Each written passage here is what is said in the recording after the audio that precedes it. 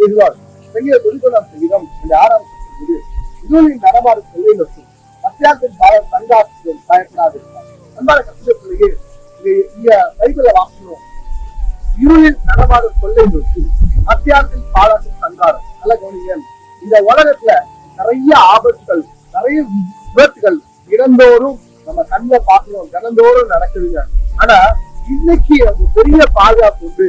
அது என்ன பாதுகாப்புன்னு சொன்னா உன்னதமானவரின் மறைவு, அந்த உன்னதமானவருடைய பாதுகாப்பு. அந்த இயேசுவின் ரத்த கோட்டைக்குள்ள நம்ம மறைஞ்சிருந்தோம் அப்படின்னு சொன்னா நம்ம வாழ்க்கையில எத்தனை ஆபத்து, எத்தனை விபத்து வந்தாலும் போதும் நிலைக்கு பாதுகாப்பாரு. இந்த நிகழ்ச்சியை பார்த்து பலரோட வாழ்க்கையில ஒரு பயத்தோட பார்த்து கொண்டிருக்கீங்க.